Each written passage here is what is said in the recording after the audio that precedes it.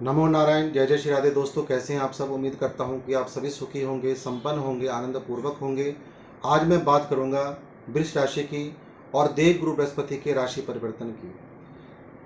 देवगुरु बृहस्पति ज्ञान के कारक, ज्ञान के देवता, धर्म के प्रतीक माने जाते हैं और यह 14 मई 2025 के दिन यह वृष राशि से निकल करके पहुंचेंगे मिथुन राशि में। और मिथुन राशि में यह पहुंचेंगे पूरे 12 साल बाद, क्योंकि प्रत्येक वर्ष यह अलग अलग राशियों में पहुंचते हैं और इसी प्रकार से कर्मानुसार यह 12 वर्ष बाद फिर से पुनः मिथुन राशि में पहुंच जाएंगे। तो वृष राशि वालों के लिए मिथुन राशि में देवगुरु बृहस्पति का पहुंचना कैसा रहेगा, एक वर्ष आपके लिए कैसा व्यतीत होगा, क्या क्या फल आपको, परिणाम क्या क्या देंगे, सभी बातों की मैं चर्चा करने वाला हूं। तो नमस्कार, मैं हूं एस्ट्रोलॉजर आशीष शर्मा और मेरे इस ज्योतिष चैनल एस्ट्रो 22 में आप सभी का हार्दिक अभिनंदन है, स्वागत है। तो चलिए दोस्तों, शुरू करते हैं। देवगुरु बृहस्पति के राशि परिवर्तन होने पर क्या क्या आपको लाभ या क्या नुकसान हो सकते हैं, सभी बातों की मैं चर्चा करूंगा। 14 मई से देवगुरु बृहस्पति आपके दूसरे भाव से गोचर करेंगे और पूरा एक वर्ष तक दूसरे भाव में ही यह रहेंगे। बीच में बकरी भी होंगे, उसकी मैं अलग से वीडियो बनाऊंगा। लेकिन अभी आप ये समझ के चलें, पूरा वर्ष आपको ज़्यादा परिणाम क्या देंगे, उन सभी बातों की मैं चर्चा करने जा रहा हूँ। तो वृष राशि से इनका गोचर होगा और वृष राशि माफ कीजिएगा, दूसरे नंबर से दूसरे भाव से इनका गोचर होगा और आपके जीवन में क्या कुछ यह करने वाले हैं। दूसरा भाव जो होता है वाणी का होता है, दूसरा भाव जो होता है कुटुंब यानी परिवार का होता है, दूसरा भाव संचित धन का होता है। यहाँ पर देवगुरु बृहस्पति का बैठना आपके लिए बहुत ही शुभ कारक होगा। क्यों? क्योंकि दूसरे भाव में कोई भी धार्मिक ग्रह, अच्छा ग्रह बैठ जाए तो यहाँ पर आपको शुभ फल प्रदान करेंगे। क्योंकि यह भाव जो वाणी का होता है, तो आप वाणी के जरिए ही लोगों को मोहित करेंगे, आकर्षित करेंगे, या आपकी बातों को सुन करके लोग आपसे मोहित होंगे, जिससे आपके कई कार्य सिद्ध होंगे। यदि आपका कोई कम्युनिकेशन का काम है, कोई वार्तालाप का काम है, वहाँ पर अपने क्लाइंट को बहुत जल्दी आप आकर्षित करेंगे, क्योंकि यहाँ पर ज्ञान के देवता आपको ज्ञान प्रदान करेंगे, वाणी में मधुरता आपकी आएगी।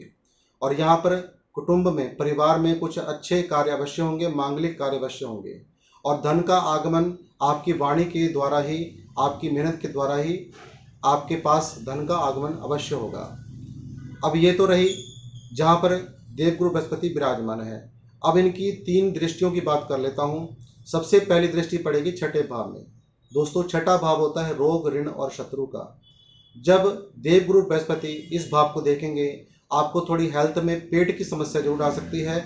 लेकिन यहाँ पर जो लोग चाहते हैं कि हमें कोई नई जॉब, नई नौकरी प्राप्त हो जाए, उनके लिए 14 मई के बाद बहुत अच्छा समय है। क्योंकि धन स्थान में बैठना और छठे भाव को देखना यानी जॉब वाले स्थान को देखना, तो यहाँ आपको अवश्य ही जॉब मिल जाएगी। यदि आप यहाँ पर अपनी कोई पुरानी जॉब बदल करके नई जॉब में जाना चाहते हैं, ज्वाइनिंग करना चाहते हैं, तो उसके लिए भी बहुत अच्छा समय है। विद्यार्थियों के लिए कंपटीशन का, एग्ज़ाम का यह समय वृष राशि वालों के लिए बहुत ही महत्वपूर्ण, बहुत ही अच्छा रहेगा। इसके अलावा शत्रु आपके यहाँ पर मीठा व्यवहार आपके साथ करेंगे, यहाँ पर अपनी शत्रुता भूल जाएंगे। क्योंकि कोई और ग्रह हो तो व्यक्ति के ऊपर संकट छाए रहते हैं, लेकिन देवगुरु बृहस्पति के कारण, उनकी दृष्टि के कारण शत्रु भी आपके मित्र की तरह आपके साथ व्यवहार करेंगे। तो छठा भाव आपके लिए बहुत मजबूत हो चुका है। यहाँ पर कोई कंपटीशन एग्ज़ाम भी आप देना चाहते हैं तो वह अवश्य कर लें। 14 मई से लेकर के पूरा एक वर्ष तक देवगुरु बृहस्पति आपको खूब मान सम्मान भी दिलाने वाले हैं। अब इसके बाद अष्टम भाव में इनकी दृष्टि पड़ने से यदि आप मैरिड हैं तो ससुराल से आपको अवश्य लाभ होगा और ससुराल में ही आपके कुछ ना कुछ शुभ कार्य अवश्य होंगे। क्योंकि दूसरे भाव में देवगुरु बृहस्पति हैं, ये शुभता के कारक माने जाते हैं।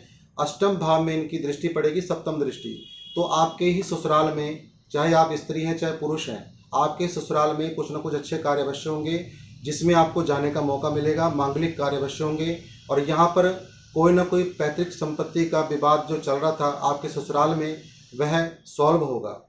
कुल मिलाकर के यहाँ पर भी बहुत अच्छे संकेत आपको देवगुरु बृहस्पति देंगे, अच्छा परिणाम यहाँ पे देंगे। अब इनकी अगली दृष्टि जो पड़ेगी दसम भाव में पड़ेगी। दसम भाव जो होता है कर्म क्षेत्र होता है व्यक्ति का, जहाँ पर व्यक्ति अपना कार्य करता है, व्यक्ति का वर्क प्लेस।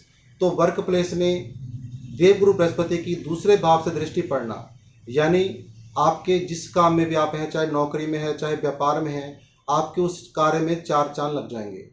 क्योंकि दसम भाव में देखना, दूसरे भाव से बैठ करके संचित धन वाले भाव में बैठ करके दसम भाव को देखना, आपके पास धन आएगा अपने कर्म के माध्यम से, और पहले से ज़्यादा आपकी कोई ना कोई इंक्रीमेंट लग सकता है, कोई ना कोई आपकी प्रमोशन हो सकती है, कुछ ना कुछ आपके जीवन में जरूर घटित होगा 14 मई के बाद। यानी कुल मिलाकर के जो समय होगा यह खुशियों भरा होगा। अब यहाँ पर एक बात और करेंगे, वृष राशि वालों के लिए देवगुरु बृहस्पति किस किस भाव के मालिक हैं और उन भाव का भी यह रिजल्ट आपको प्रदान करेंगे। तो वृष राशि में देवगुरु बृहस्पति अष्टम और 11वें भाव के मालिक हैं। अष्टम की भाव मैं आपको बता चुका हूँ, यह ससुराल का होता है। तो यहाँ पर डबल चीज हो चुकी, एक तो दृष्टि पड़नी, एक उसी भाव के मालिक होना, अष्टम भाव के। तो यहाँ पर आपके ससुराल में कुछ अच्छे कार्य भी होंगे, ससुराल से आपको कोई ना कोई लाभ अवश्य होगा। इसके अलावा 11वें भाव के मालिक होने के कारण यह लाभ भाव के मालिक हैं और धन भाव में बैठे हैं, तो आपको धन लाभ अवश्य होगा और आपके जीवन में आपके इनकम के स्रोत अवश्य बढ़ जाएंगे। छोटी मोटी यात्राएं आपकी अवश्य होंगी, कहीं घूमना फिरना होगा, थोड़ी लग्जरी लाइफ भी आपकी हो जाएगी। कुल मिलाकर के देखा जाए 100% वृष राशि वालों के जीवन में देवगुरु बृहस्पति बहुत कुछ अच्छा करने वाले हैं। केवल थोड़ा वेट, थोड़ी प्रतीक्षा जरूर कर लें। 14 मई के बाद आपके सामने ये सभी बातें होंगी जो मैंने आपके सामने की हैं। तो दोस्तों, यदि आज की जानकारी आपको अच्छी लगी हो तो लाइक अवश्य कर दें, शेयर करें अपने मित्रों के साथ। नए दर्शक चैनल को सब्सक्राइब जरूर करें। नमो नारायण, जय जय श्री राम।